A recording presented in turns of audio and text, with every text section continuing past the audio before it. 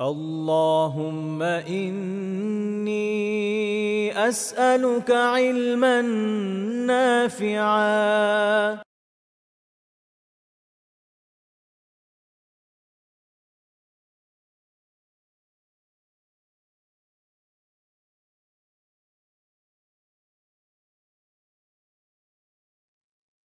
আসসালামু আলাইকুম ওয়া রাহমাতুল্লাহি ওয়া বারাকাতুহু। আলহামদুলিল্লাহি রাব্বিল আলামিন ওয়াসসালাতু ওয়াসসালামু আলা রাসূলিহিল আমিন ওয়া আলা আলিহি ওয়া সাহবিহি আজমাইন ওয়া মান তাবি'আহুম বিইহসানিন ইলা ইয়াউমিদ্দিন আম্মা বা'দ। ফাআউযু বিল্লাহি মিনাশ শাইতানির রাজীম। বিসমিল্লাহির রাহমানির রহিম। ওয়া 'ইনদাহু মাফাতিহুল গায়বি লা ইয়া'লামুহা ইল্লা হু ওয়া ইয়া'লামু মা ফিল বাররি ওয়াল বাহরি ওয়া মা তাসকুতু মিন ওয়ারাকাতিন ইল্লা ইয়া'লামুহা ওয়া লা হাববাতিন ফি যুলুমাতিল আরদি ولا رطب ولا يابس إلا في كتاب مبين وهو الذي يتوفاكم بالليل والنهار ويعلم ما جرحتم بالنهار ثم يبعثكم فيه ليقضى أجل مسمى ثم إليه مرجعكم ثم ينبئكم بما كنتم تعملون وهو القاهر فوق عباده ويرسل عليكم حفظه حتى إذا جاء أحدكم الموت توفته رسلنا وهم لا يفرطون ثم ردوا إلى الله مولاهم الحق ألا له الحكم وهو أسرع الحاسبين। আল্লাহ সুবহানাহু ওয়া তাআলার বিশেষ মেহেরবানি, ইলমান নাফিআর সৌজন্যে কুরআন মাজিদ পড়ি জেনে বুঝে শিরোনামে কুরবানির ঈদের পরে ঈদুল আজহার পরে আল্লাহ রাব্বুল আলামিন আমাদেরকে অংশগ্রহণ করার তৌফিক দিয়েছেন। আমরা আল্লাহ সুবহানাহু ওয়া তাআলার শুকরিয়া আদায় করছি আলহামদুলিল্লাহ। কুরআন মাজিদ থেকে দার্সের ধারাবাহিকতায় আজ আমরা ইনশাআল্লাহ সূরা আল আনআমের ৫৯ নম্বর আয়াত থেকে তিলাওয়াত করব। আল্লাহ রাব্বুল আলামিন বলছেন, ওয়া ইনদাহু মাফাতিহুল গায়বি, ইনদাহু শুধুমাত্র তারই কাছে রয়েছে, মাফাতিহুল গায়বি গায়েবের যাবতীয় চাবিকাঠি, লা ইয়ালামুহা ইল্লা হু, তিনি ছাড়া সেই গায়েব আর কেউ জানেন না। মানে গায়েব জানা তো দূরের কথা, গায়েবের যে খাজানাগুলো আছে, সঞ্চিত যে বিষয়গুলো আছে, সেগুলো জানা তো দূরের কথা, আল্লাহ রাব্বুল আলামিনের কাছে সঞ্চিত সেই গায়েব জানার যে মাধ্যম, ন্যূনতম যে চাবি, প্রবেশ পথ, সেটা পর্যন্ত মাখলুকের কাছে নাই। কার কাছে? ইনদাহু, শুধুমাত্র আল্লাহ রাব্বুল আলামিনের কাছে। আমরা মুখে অনেকেই আল্লাহ রাব্বুল আলামিনকে বিশ্বাসের দাবি করি। আমরা মুখে বলি যে আল্লাহ রাব্বুল আলামিনকে ইলাহ রূপে মানি, কিন্তু আমাদের অনেক কাজকর্ম এমন আছে যে কাজকর্মগুলো এ কথা প্রমাণ করে না যে আসলে আমরা আল্লাহ রাব্বুল আলামিনকে বিশ্বাস করি। জায়গায় জায়গায় আমরা কুফরি করি। তার মধ্যে একটা বিষয় হচ্ছে গায়েব জানার বিষয়ে মানুষের দাবি, অথবা গায়েব নিয়ে মানুষের বিভিন্ন দাবি এবং সেগুলোকে বিশ্বাস করা। এর সহজতম উদাহরণ হচ্ছে রাশি, এবং আরেকটা উদাহরণ হচ্ছে গণকের কাছে যাওয়া বা কবিরাজদের কাছে যাওয়া। উদাহরণ হিসাবে, যে অমুক অমুককে জাদু করেছে, এটা কিন্তু দেখা যায় না, তো এটা কে বলছে? অমুক কবিরাজ বলেছে। গতকাল একজন পেশেন্টের সাথে আমার কথা হচ্ছিল, দীর্ঘক্ষণ তাকে কাউন্সিলিং করতে হয়েছে। সেটা হচ্ছে যে সেই বোন বা তার দাবি হচ্ছে, বা সে মনে করে যে তাকে জাদু করা হয় নিয়মিত, এবং জাদুটা কে করে? জাদুটা করে তার শ্বশুর বাড়ির লোকজন, এবং সে এ ব্যাপারে দৃঢ় বিশ্বাসী যে তার শ্বশুর বাড়ির লোকজন তা জাদু করে। হ্যাঁ, সে এই বিশ্বাসটাতে কেন পৌঁছেছে? সে এই বিশ্বাসটাতে পৌঁছেছে এজন্য, কারণ হচ্ছে সে বিভিন্ন কবিরাজদের কাছে গিয়েছে, তারা সকলেই একই কথা বলেছে, আপনার শ্বশুরবাড়ির লোকজন আপনাকে জাদু করছে। তাই কথাটা কেন বলেছে? উনি এমন কিছু বলেছে, তাদের এই কথাটা বলাটা সহজ হয়ে গেছে। কিন্তু এই যে একটা গায়েবের একটা ব্যাপার, জিন বলছে, সে বিশ্বাস করছে। আবার দেখবেন যে তুলা রাশি লাগবে, তদবির করার জন্য অমুক রাশি লাগবে। এই যে রাশির যে কনসেপ্টটা, এই রাশি হলে এইটা হবে, ওই রাশি হলে এটা হবে, এগুলো কি গায়েবের ব্যাপার নয়? হুম। তো এই গায়েবকে বিশ্বাস করাই তো স্বয়ং কুফরি। গায়েবকে বিশ্বাস করা স্বয়ং কুফরি। তো সেই গায়েবকে বিশ্বাস করে সে তুলা রাশির মাধ্যম দিয়ে ট্রিটমেন্ট গ্রহণ করছে। তো একদিকে সে বলছে সে রাসূল সাল্লাল্লাহু আলাইহি ওয়াসাল্লামকে বিশ্বাস করে, সে আল্লাহ সুবহানাহু ওয়া তাআলাকে একমাত্র ইলাহ রূপে বিশ্বাস করে, যার ফলে রসুলের কথাগুলোকে মানতে চায়, কোরআনকে সে বিশ্বাস করতে চায়। কিন্তু সে কি করছে? রাশিকে বিশ্বাস করে তার ইমানকে সেখানে শেষ করে আসছে। রাসূল সাল্লাল্লাহু আলাইহি ওয়াসাল্লাম এজন্যই বলছেন গায়েব যে অত্যন্ত গুরুত্বপূর্ণ ইমানের একটা অংশ, অত্যন্ত গুরুত্বপূর্ণ একটা অংশ। রাসূল সাল্লাল্লাহু আলাইহি ওয়াসাল্লাম বলছেন মান আতা কাহিনান, যে কোনো গণকের কাছে এলো, ফাকাদ কাফারা বিমা আতা বিহি মুহাম্মদ, মুহাম্মদ সাল্লাল্লাহু আলাইহি ওয়াসাল্লাম যা নিয়ে এসেছে সে সেটাকে অস্বীকার করলো। মানে ইসলামটাকে সে অস্বীকার করে ফেললো। যে কোনো গণকের কাছে গেল, বিশ্বাস করা তো পরের কথা। কারণ এই গায়েব শুধুমাত্র আল্লাহর কাছে। আল্লাহ শুধু গায়েবকেই সংরক্ষণ করেন নাই, গায়েবের চাবিকাঠিকেও আল্লাহ রাব্বুল আলামিন সংরক্ষণ করেছেন এবং কাউকে দেন নাই। রাসূল সাল্লাল্লাহু আলাইহি ওয়াসাল্লামকে পর্যন্ত আল্লাহ রাব্বুল আলামিন বলতে বলছেন, কুল তুমি বলো লা আ'লামুল গায়বা, আমি গায়েব জানি না। ওয়ালা আকুলু লাকুম, এবং আমি তোমাদেরকে বলি না ইনদি খাযাইনুল্লাহ, আমার কাছে আল্লাহর খাজানা আছে। ওয়ালা আকুলু লাকুম, আমি তোমাদেরকে বলি না ইন্নী মালাক, আমি কোনো ফেরেশতা, যেটা গত সপ্তাহে আমরা আলোচনা করেছি। রাসূলকে পর্যন্ত আল্লাহ রাব্বুল আলামিন সেই গায়েব জানার কোনো ক্ষমতা দেন নাই।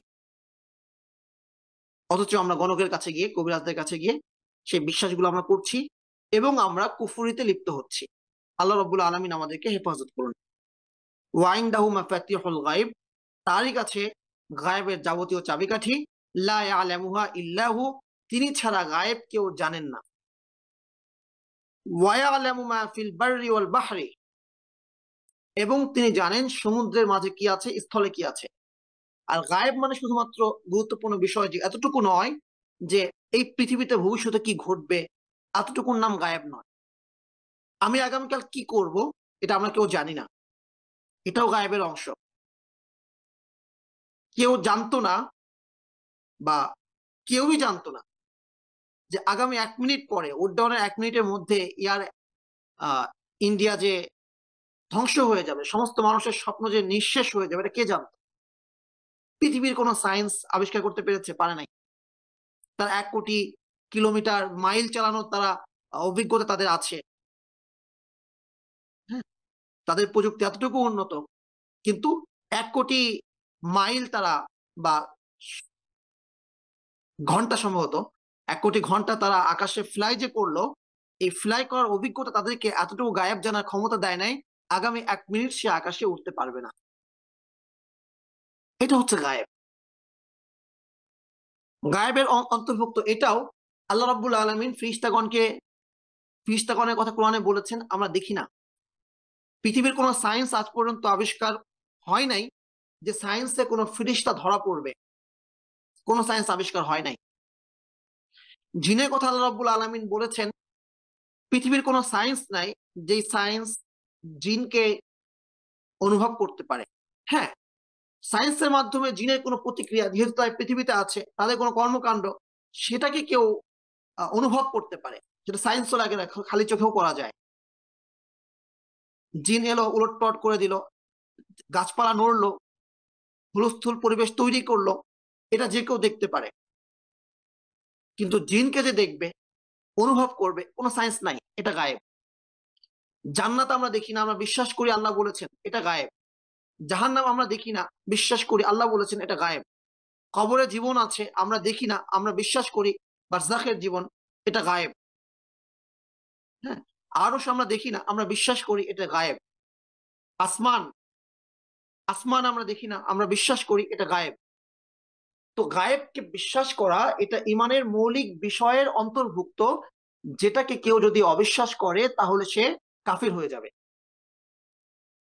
আর এই বিশ্বাসগুলো আপনি কোন যুক্তিতে করবেন?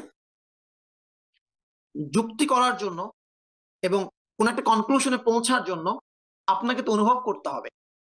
আপনাকে এক্সপেরিমেন্ট করতে হবে, পঞ্চ ইন্দ্রিয় দিয়ে আপনাকে অনুভব করতে হবে।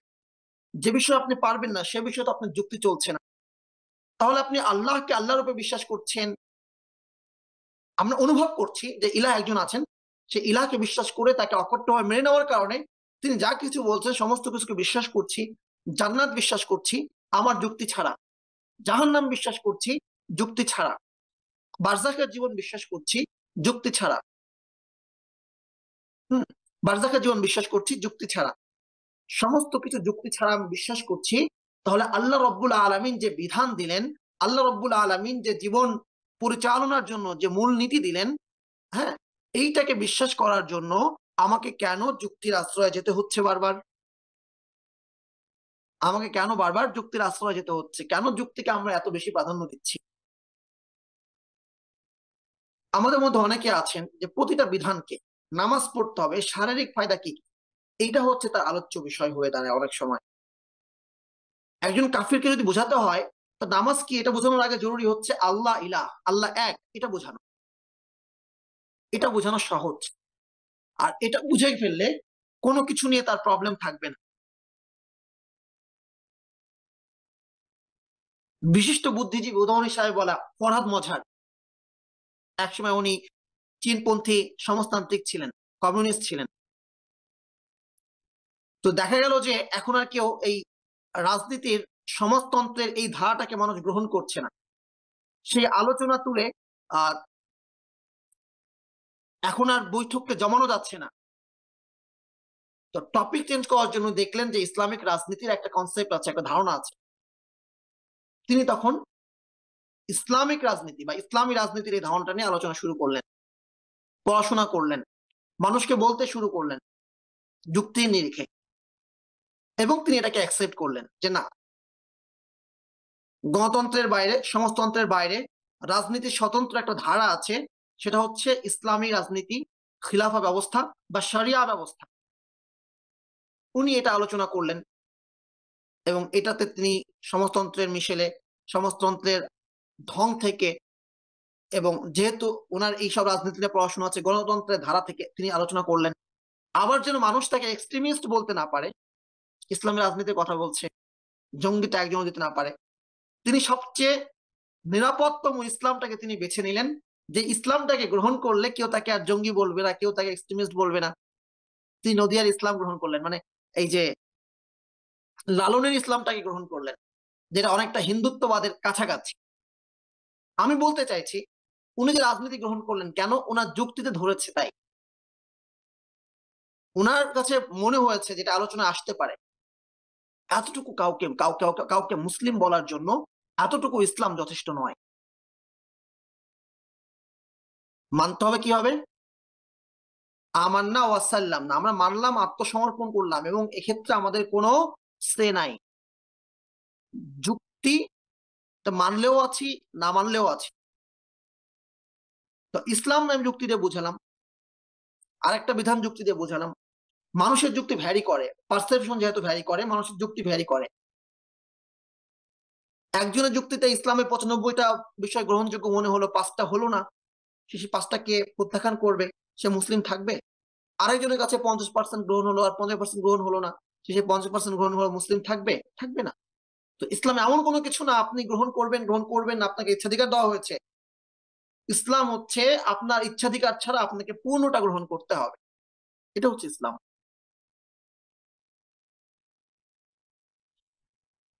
তো আমরা যদি আল্লাহকে মানুষকে বিশ্বাস করাতে পারি, আমাদের প্রশ্ন একটাই হবে, আপনি কি মুসলিম কি মুসলিম না?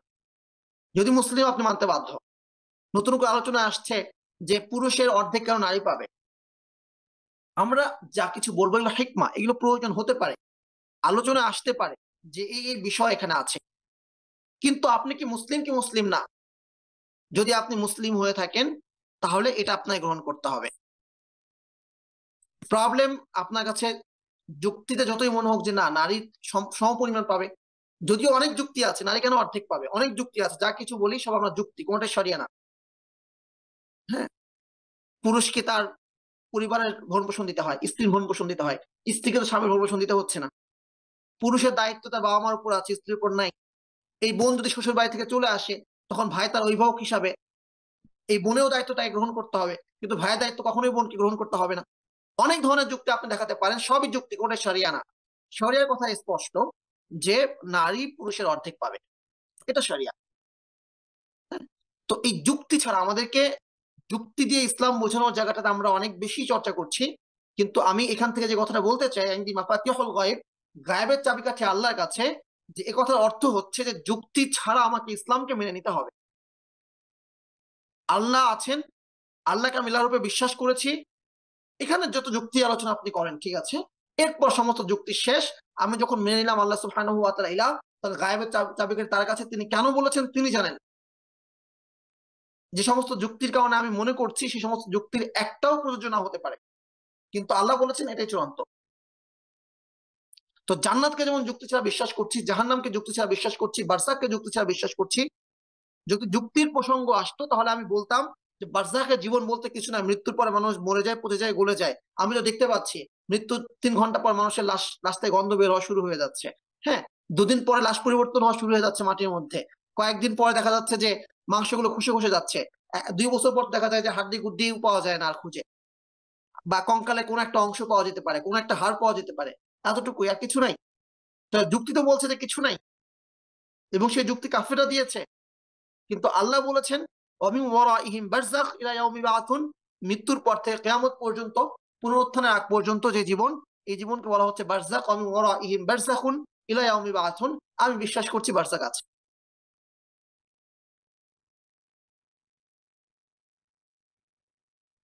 যদি যুক্তি দিয়ে বুঝতে হয়, তাহলে এখন আমার কাছে বোঝা সম্ভব যে এক রাতের মধ্যে মেরাজ করে ফিরে আসা সম্ভব আবার মক্কায়। বিমানের এই যুগে, রকেটের এই যুগে, যখন মানুষ আলোর গতি নির্ণয় করতে শিখেছে, কিন্তু সেই সময় মানুষের পক্ষে মুমিন হওয়া কিভাবে সম্ভব ছিল? যে এক রসুল, একজন ব্যক্তি, মাটির তৈরি একজন মানুষ, যিনি এক রাতের মধ্যে ফিলিস্তিনের মাসজিদুল আকসা এবং সেখান থেকে প্রথম আসমান, দ্বিতীয় আসমান, তৃতীয় আসমান, সিদরাতুল মুনতাহা পর্যন্ত ভ্রমণ করে আবার পৃথিবীতে চলে এসেছেন। দেখেন, এই যুক্তি বোঝা না থাকার কারণে, যুক্তি দিয়ে ইসলাম বুঝতে যাওয়ার কারণে প্রবলেমটা কি হয়েছে? মানুষ বলছে, ওয়াজে বলা হচ্ছে, বইয়ে লেখা হচ্ছে আল্লাহ সুবহানাহু ওয়া তাআলা সময়কে থামিয়ে দিয়েছিলেন, সময়কে থামিয়ে দিয়েছেন। 27 বছর সময় অতিবাহিত হয়ে গেছে রাসূল সাল্লাল্লাহু আলাইহি ওয়াসাল্লামের মেরাজ কমপ্লিট করে পৃথিবীতে নেমে আসতে। তো আসার পর তিনি দেখছেন ঘরের দরজা, তিনি যে অজু করেছিলেন সেই পানি তখনো গড়াচ্ছে, সেই পানি তখনো আছে। হ্যাঁ,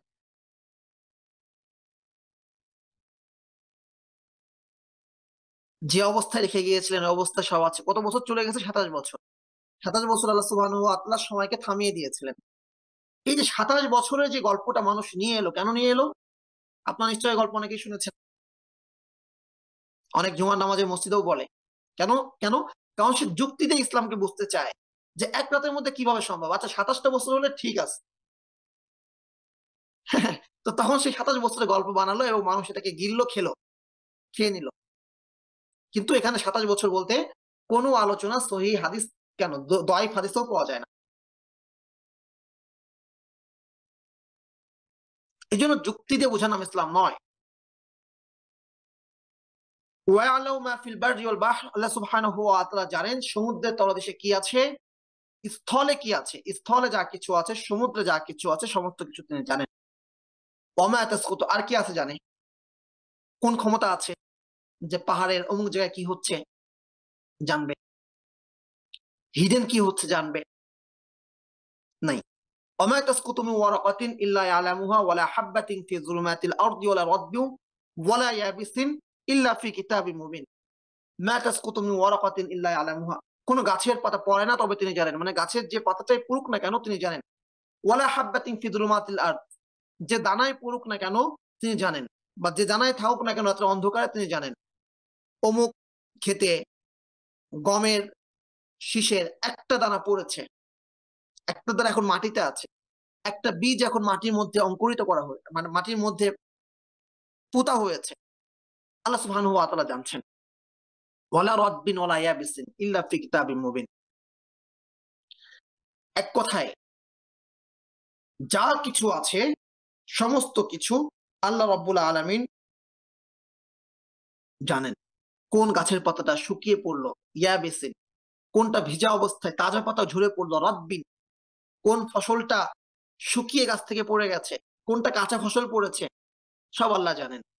এবং শুধু জানেনই না, ইল্লা ফি কিতাবিম মুবিন, আল্লাহ রাব্বুল আলামিন এটা পড়ার আগেই, এটা ঘটার আগেই তিনি সুস্পষ্ট যে কিতাব আছে ওখানে উনি লিখে রেখেছেন। ব্যাপারটা এমন নয় ঘটে যাওয়ার পর আল্লাহ বলছেন আমি আগ থেকে জানতাম। আল্লাহ জানেন এবং তা তিনি আগেই লিখে পর্যন্ত লিখেছেন, রেকর্ডেড। ওয়াহুয়াল্লাযী ইয়াতাওয়াফাকুম বিল-লাইলি ওয়া ইয়ালামু মা জারাহতুম বিন-নাহার।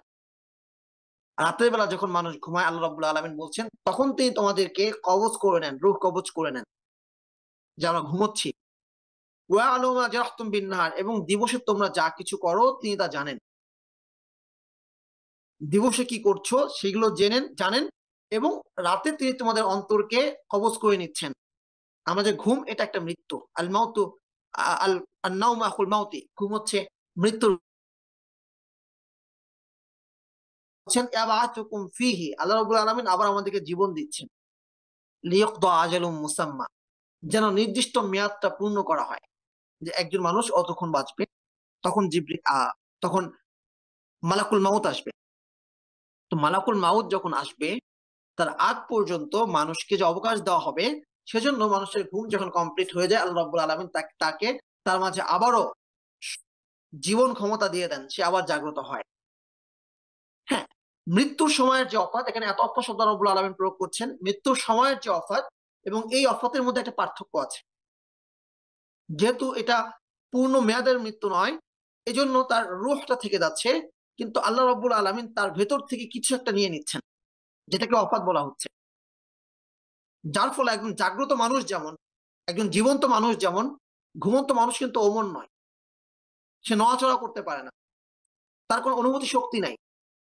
যার ফলেই একজন মানুষ যখন এমন ভাবে ঘুমায়, আমি ফিকহের মধ্যে ঢুকছি একটু প্রয়োজনের সাপেক্ষে, একজন মানুষ যখন এমন ভাবে ঘুমায় যে সে যেখানে হেলান দিয়ে আছে সেটা সরালে সে পড়ে যায়, কিংবা সে বসে বসে হাতের উপরেই হাতের ট্যাগ লাগিয়ে কোনোটা দেখা গেল যে সে কোনো টেবিলের উপরে বা ফ্লোরে রেখে হাতের উপর ট্যাগ লাগিয়ে মুখ লাগিয়ে সে ঘুমোচ্ছে, যে হাতটা সরিয়ে দিলে সে পড়ে যায়, তার মানে হচ্ছে তার শরীরের কন্ট্রোলটা তার উপর নাই। এমন ভাবে যখন কেউ ঘুমায় তখন তার অজু ভেঙে যায়। কেন অজু ভাঙে? কারণ সে জানে না তার অজু ভঙ্গের কোনো কারণ ঘুমের মধ্যে ঘটেছে কিনা, গ্রন্থিগুলো শিথিল হয়ে যায়, ঘটাটা খুব স্বাভাবিক। তো ঘুমন্ত ব্যক্তির অজু ভেঙে যাচ্ছে। তার মানে হচ্ছে, যেটা বলতে চাইছি, যে একদম জাগ্রত মানুষের মতো ঘুমন্ত ব্যক্তি নয়, এটা এক রকমের মৃত্যু। তো আল্লাহ রাব্বুল আলামিন প্রতিদিন আমাদেরকে মৃত্যু দিচ্ছেন। এটা শুধুমাত্র আমার বেঁচে থাকার জন্যই, জরুরি না যে আমি বেঁচে থাকবো এজন্য আমাকে ঘুমাতে হবে, আমাকে একটু রেস্টে যেতে হবে। এই ঘুমটা শুধুমাত্র এতটুকু না যে এটা আমার জীবনের বেঁচে থাকার প্রয়োজনে। এই ঘুমটা আমার মৃত্যুর পরে, আমার চূড়ান্ত যে ঘুম, আমার চূড়ান্ত যে মৃত্যু, সেই মৃত্যুর প্রস্তুতির জন্য আল্লাহ রাব্বুল আলামিন প্রতিদিন আমাকে রিমাইন্ড করছেন, প্রতিদিন রিমাইন্ড করছেন।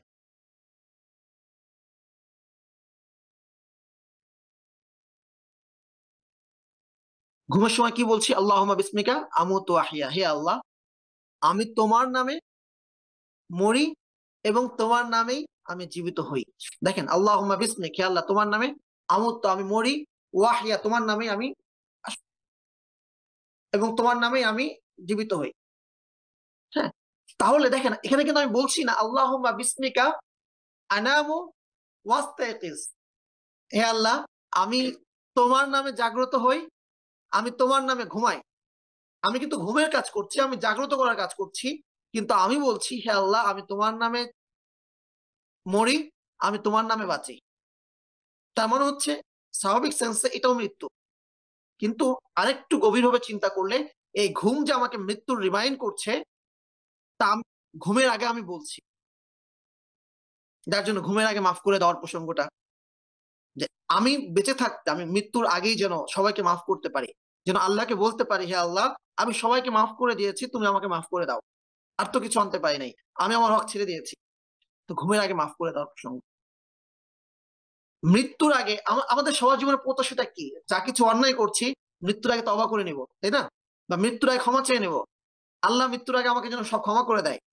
তো ঘুমের আগে ইস্তেগফার পাঠ করা নিয়মিত, বা এটা কেন? যেন আমার মৃত্যুটা সেই, মানে মৃত্যুর আগে যে ব্যাপারগুলো সমস্ত কিছু এখানে ঘটছে, আমার মৃত্যুটা যেন হয় আল্লাহ সুবহানাহু ওয়া তাআলার নাম নিতে নিতে। রাসূল সাল্লাল্লাহু, একদম কমন, একদম স্বাভাবিক একটা ঘটনা। রাসূল সাল্লাল্লাহু আলাইহি ওয়াসাল্লামের মেয়ে ফাতিমা, হুম, ঘটনার গভীরে গেলে ব্যাপারটা সাধারণ না। এখন তো আমাদের মায়েরা বোনেরা চিন্তাও করতে পারবে না সেই ব্যাপারটা। হ্যাঁ, এখন চালের গুঁড়াও বাজারে প্যাকেট আকারে পাওয়া যায়। চালের গুঁড়া পিঠা বানাবে, চালের গুঁড়া পাওয়া যায়। তারপরেও তো পিঠা বানায় না এখন। আগে যে পরিমাণ পিঠা বানানো হতো, মেহমান আসলে পিঠা বানানো হতো, এছাড়া যে মেহমানদারি হয় না।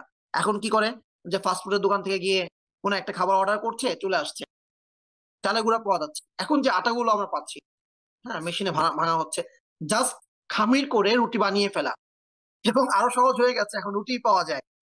হ্যাঁ, তো এই যে আটাটা পাচ্ছি, যার ফলে আমরা ওইটা কল্পনা করতে পারি না যে জাটার যে ব্যাপারটা, যে দুটো চাকতি থাকে পাথরের, ঘুরাতে হয়, ভিতরে গমগুলো দেওয়া হয়, জবগুলো দেওয়া হয়, এরপর সেই ভারী জিনিসটা ঘুরাতে ঘুরাতে ঘুরাতে ঘুরাতে একটা ভারী জিনিস, ধরেন একটা চাকার ওজন হচ্ছে 20 কেজি করে। আমাদের পাটা আছে না, পাটা, যারা অন্তত এই অভিজ্ঞতাটুকু আমাদের মা বোনদের আছে, এখন মানে 20 বছর আগে যারা সংসার শুরু করেছে, বা 10 বছর আগে, যে পাটার মধ্যে আমরা মশলা বাটি, ব্যাপারটা ইজি ছিল না মশলা বাটা।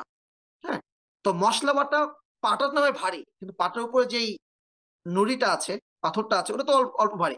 সেটাই যদি এই পরিমাণ শক্তি ব্যয় হয়, যে এখন ব্লেন্ডার চলে এসেছে, তাহলে সেই সময়ে সেই চাকতি যদি 20 কেজি ভারী একটা জিনিস হয়, সেটাকে যখন ঘোরাতে হয় ঘোরাতে হয় ঘোরাতে হয়, একটা মেয়ে, একটা কোমলমতি একটা মেয়ে, যার বয়স তখনও 10 বছরও পার হয় নাই, বা সর্বোচ্চ যদি তার সংসার জীবন, ইসলামের জীবনের শেষ দিকের ঘটনা হয়, তাও ধরলাম 15 বছর একটা মেয়ের বয়স, কোমলমতি একটা মেয়ে। হ্যাঁ, সেই মেয়ে 20 কেজির একটা চাকতি প্রতিদিন ঘোরাচ্ছে, সে গমের দানাগুলো দিচ্ছে, জবের দানাগুলো দিচ্ছে, ঘুরাতে ঘুরাতে ঘুরাতে ঘুরাতে সেই গমটা ভেঙে আটা তৈরি হচ্ছে। সেই আটাটাকে তারপর রুটি বানাচ্ছে। কি পরিমাণ পরিশ্রম! সেই পরিশ্রম করে সকালে খাবার বানানো, সেই পরিশ্রম করে বিকালে খাবার বানানো, 2 বেলা যাকে এইভাবে চাকতি ভাঙতে হয়, এত সহজ না তো। হ্যাঁ, তো রাসূল সাল্লাল্লাহু আলাইহি ওয়াসাল্লামের কাছে সাইয়্যিদুল মুরসালিনের কাছে গিয়ে বলছেন, আব্বা, আমার হাতে ফুসকা পড়ে যাচ্ছে, আমার প্রচন্ড কষ্ট হয়। হ্যাঁ, তো আমার জন্য, আপনার কাছে তো অনেক দাস দাসী আছে, আমার জন্য যদি একজন দাসীর ব্যবস্থা করে দেন, পরবর্তী যুদ্ধ থেকে যদি কোনো দাসী আসে। রাসূল সাল্লাল্লাহু আলাইহি ওয়াসাল্লাম চাইলে তার সন্তানের জন্য এতটুকু ব্যবস্থা করতে পারতেন না? পারতেন। রাসূল সাল্লাল্লাহু আলাইহি ওয়াসাল্লাম মেয়ের কষ্ট দেখলেন, বুঝলেন, বুঝে বলছেন যে, মা, আমি কি তোমাকে এর চেয়ে ভালো কোনো সমাধান দিব? 33 বার সুবহানাল্লাহ বলবে ঘুমের আগে, 33 বার আলহামদুলিল্লাহ বলবে, 33 বার আল্লাহু আকবার বলবে, একবার লা ইলাহা ইল্লাল্লাহ ওয়াহদাহু লা শারীকা লাহু, অথবা 34 বার আলহামদুলিল্লাহ। তো এই যে আমলটা বলে দিলেন, এবং ফাতেমা রাদিয়াল্লাহু তাআলা আনহা এই আমলে সন্তুষ্ট হলেন। দাস পেলে যিনি যে সন্তুষ্ট হতেন, তার চেয়ে বেশি সন্তুষ্টি নিয়ে তিনি ফিরে এলেন। হ্যাঁ, তো মূল কথা হচ্ছে যে একটা ঘুম না। ঘুমের আগে ইবাদতগুলো কিসের ইঙ্গিত দেয়? আমি যেন প্রতিটা ঘুমকে মৃত্যুতুল্য সাদৃশ্য মনে করতে পারি। আল্লাহ যে বলছেন, এত অফাকুম, তোমাদের আমি অফার দিয়ে দিই, মৃত্যু দিয়ে দেই রাতের বেলা ঘুমের সময়। আমি কি আসলে এটা অনুভব করতে পারি? অনুভব করছি? প্রতিটা দোয়া আমাকে স্মরণ করিয়ে দেয়। আমি যখন ঘুম থেকে জাগ্রত হই, তখন কি বলি? আলহামদুলিল্লাহ, প্রশংসা আল্লাহর জন্য। কেন?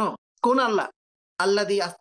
আল্লাযী আইকাযানা, যিনি আমাদেরকে জাগ্রত করেছেন, বাদামা আনামানা, আমাদেরকে ঘুম দেওয়ার পরে। আমরা কি এটা বলি? না। কি বলি? আলহামদুলিল্লাহিল্লাযী আহইয়ানা বাদামা আমাতানা। আমরা সেই আল্লাহর শুকরিয়া আদায় করছি, প্রশংসা সেই আল্লাহর, যিনি আমাদেরকে মৃত্যু দেওয়ার পর জীবন দিচ্ছেন।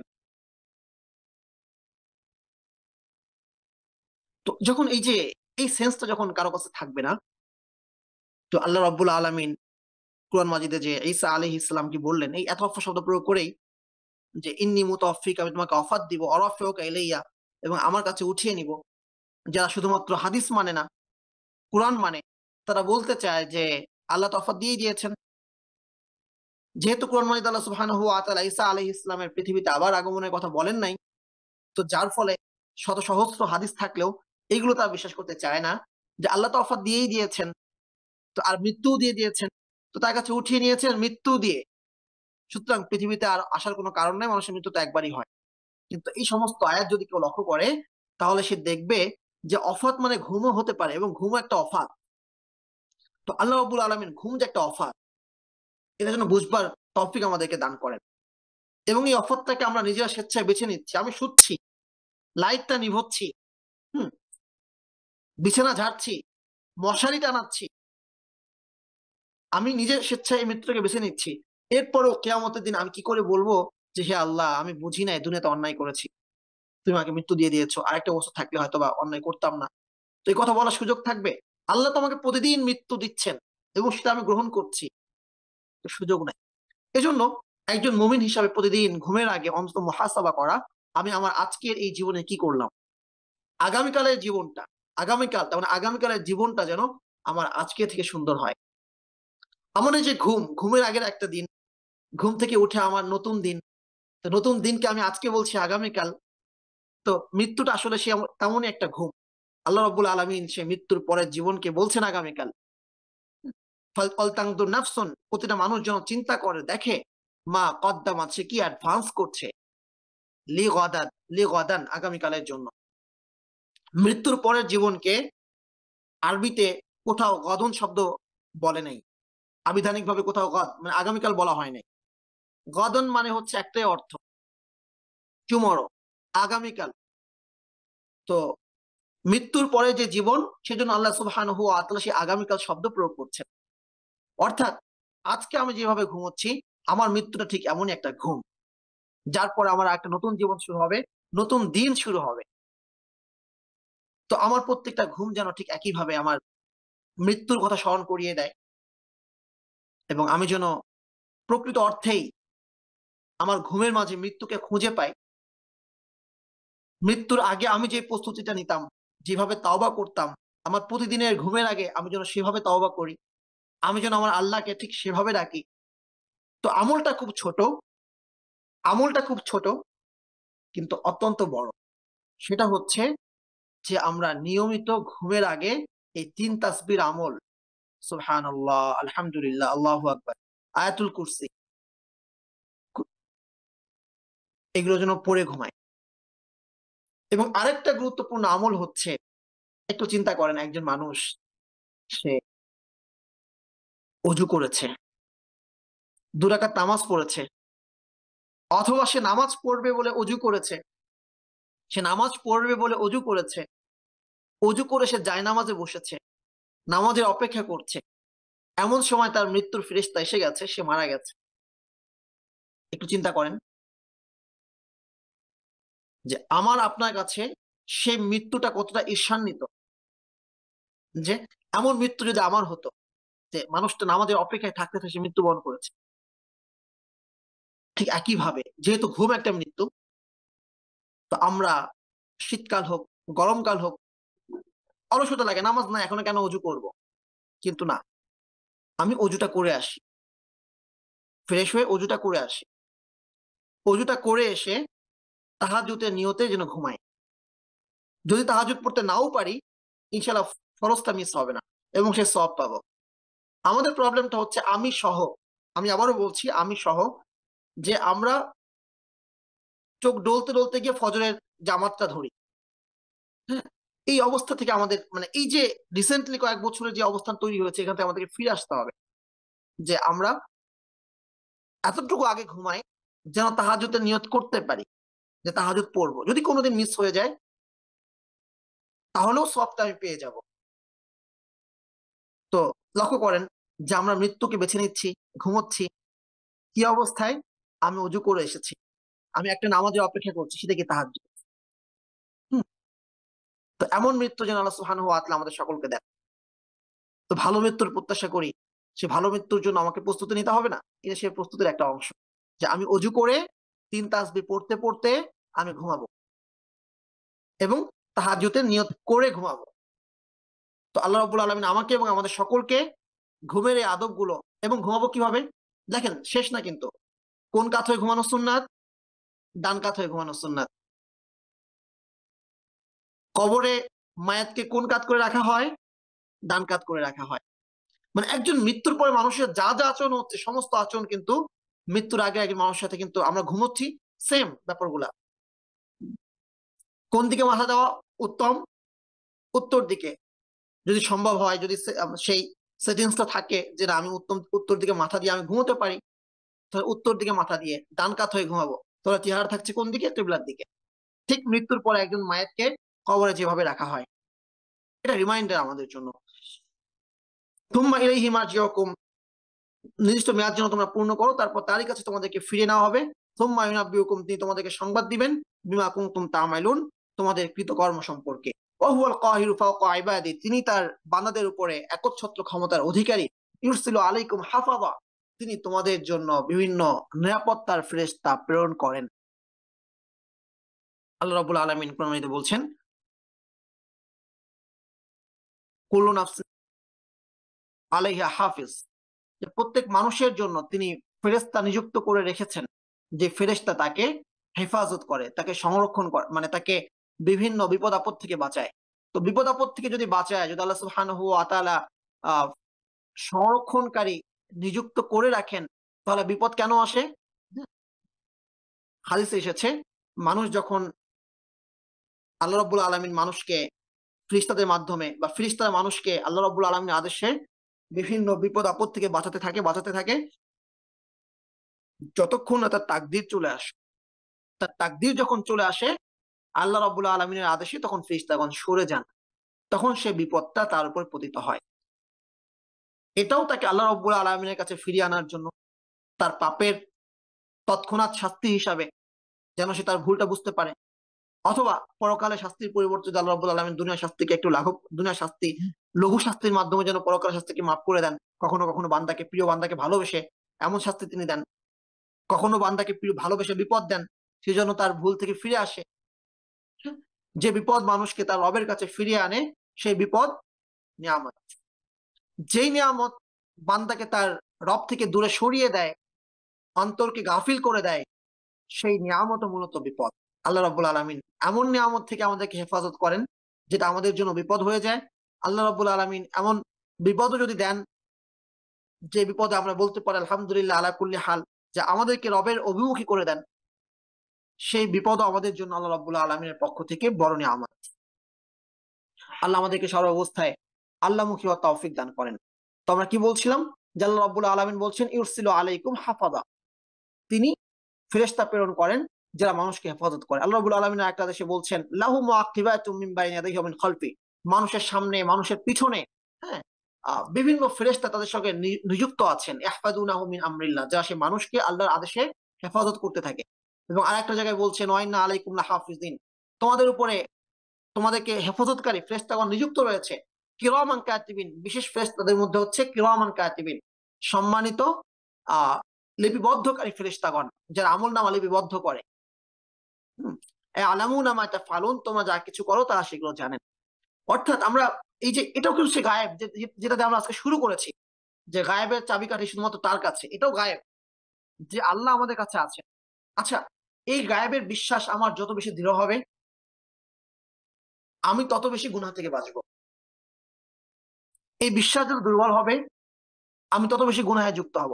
মানুষ আসে, সবাই আসে, আমাকে দেখছে, আমি গুনাহ করতে পারবো? পারবো না। মানুষ দেখবে, আমাকে খারাপ বলবে। মানুষের সামনে আমি চুরি করব, চুরি করলে তো চুরি হতো না, মানুষ সামনে করছে। একদম ভরা, মানে অনেক মানুষ আছে, সেখানে ডাকাতি হবে? হবে না, মানুষ দেখছে। ব্যভিচার হবে? হবে না, মানুষ দেখছে। তাহলে মানুষ যেখানে নাই, সেখানে কিভাবে করে মানুষ অন্যায়? সেখানেও তো কারা আছে? কিরামান কাতিবিন, ফেরেশতাগণ আছেন, যা সেটাকে লিখে রাখছেন, এবং তারা কেমন? সম্মানিত। কিরামান, মহান রব যাদেরকে সম্মানিত বলছেন, তারা কত বেশি সম্মানিত। সেই সম্মানিত ফেরেশতাগণ আছেন আলামুনা মা তাফআলুন, তোমরা যা কিছু করছো তা জানেন। তো আমার অন্যায় শুধুমাত্র আমার আর আমার রবের মাঝে সীমাবদ্ধ নয়, আমার অন্যায়টা আরো মাখলুকরা দেখছে। শুধু মানুষ নয়, ফেরেশতাগণ দেখছে। তো এটা হচ্ছে গায়েবের বিশ্বাস। তো এই বিশ্বাস যত বেশি দৃঢ় হবে যে ফেরেশতাগণ আছেন, এই বিশ্বাস যেমন আছে, সেই ফেরেশতাগণ আমাদের সাথে আছে। ফেরেশতাগণকে যেমন বিশ্বাস করি, ঠিক একইভাবে বিশ্বাস করছি ফেরেশতাগণ আমাদের সাথে আছে, এবং ঠিক একইভাবে বিশ্বাস করছি সেই ফেরেশতাগণ আমাদের কাজগুলোকে লিখছেন। সেই একইভাবে বিশ্বাস করছি সেই ফেরেশতাগণ আমাদেরকে জানছেন। তাহলে আমি কি সে একইভাবে অন্যায় করতে পারবো? আল্লাহ আমাদের এই বিশ্বাসকে দৃঢ় করার তৌফিক দান করেন। হাত্তা ইদা জা আহাদাকুল মাউতু তাওফাত রুসুলুনা, যখন তোমাদের কাছে মৃত্যু চলে আসে, তখন ফেরেশতারা সেই রূহকে কবজ করে, তাকে কবজ করে নেয়। ওয়াহুম লা ইফাররিতুন, এবং তারা এই আদেশ পালনার্থে কোনো ধরনের শিথিলতা করে না। থুম্মা রুদ্দু ইলাল্লাহি মাওলাহুমুল হক, তাদের দায়িত্ব শুধুমাত্র রূহ কবজ করা, এরপর তাদেরকে ফিরিয়ে দেওয়া হয় তাদের মহান সত্য রব মাওলা আল্লাহ রাব্বুল আলামিনের দিকে। আলা লাহুল হুকম, জেনে রাখো শাসন শুধুমাত্র তারই। তো মৃত্যুর পরে কার শাসন চলবে? সে আল্লাহ রাব্বুল আলামিনের, আর কারো চলছে না। যান কবজের ক্ষেত্রে কার শাসন চলছে? আল্লাহ রাব্বুল আলামিনের, আর কারো চলছে না। জীবন দেওয়ার ক্ষেত্রে কার শাসন চলছে? সে আল্লাহ রাব্বুল আলামিনের, আর কারো শাসন চলছে না। তাহলে সেই জীবন নিয়ে এই সামান্য সময়ের শাসন ব্যবস্থাপনাটা কেন আমরা তাগুতের হাতে ছেড়ে দিলাম? এই সামান্য সময়ের শাসন ব্যবস্থাটা কেন আমরা মাখলুকের কাছে ছেড়ে দিলাম? কেন আমরা এখানে কার কি মত এটা জানার প্রতি আমরা এত বেশি উগ্রীব হয়ে উঠলাম? মূল ব্যাপারটা হচ্ছে এই ইসলামকে মানার যে গুরুত্বপূর্ণ অংশ, যে শাসন ব্যবস্থাপনাকেও আল্লাহ রাব্বুল আলামিনের কাছে ছেড়ে দিতে হবে। আমরা যারা আছি, আমরা এই বার্তাটাই মানুষের কাছে পৌঁছাতে ব্যর্থ হয়েছি। কারণ আমরা বার্তা দিতে গিয়েও লক্ষ্য করি পশ্চিমা বিশ্ব আমাদের প্রতি খুশি কিনা। হ্যাঁ, পশ্চিমা বিশ্ব আমাদের ভারত প্রভু যেভাবে শুনতে চায় আমি সেইভাবে বলছি কিনা। অহু আসরাউল হাসিবিন, তিনি খুব দ্রুতই হিসাব গ্রহণকারী, খুব দ্রুতই। কিয়ামত অনেক দূরে না, কিয়ামত অনেক দূরে না। মৃত্যুর আগ পর্যন্ত বিচার হয়নি মানে এইটা না যে বিচার আর হলো না। হ্যাঁ, কিয়ামত বেশি দূরে না। অহু আসরাউল হাসিবিন, তিনি খুব দ্রুতই হিসাব গ্রহণকারী। আজকে আমরা 62 নম্বর আয়াত পর্যন্ত তেলাওয়াত করলাম। ইনশাআল্লাহ আগামী সপ্তাহে আমরা 63 নম্বর আয়াত থেকে, সূরা আনআম 63 নম্বর আয়াত থেকে তেলাওয়াত করব। আল্লাহ রাব্বুল আলামিন আমাকে এবং আমাদের সকলকে আমল করার তৌফিক দান করেন।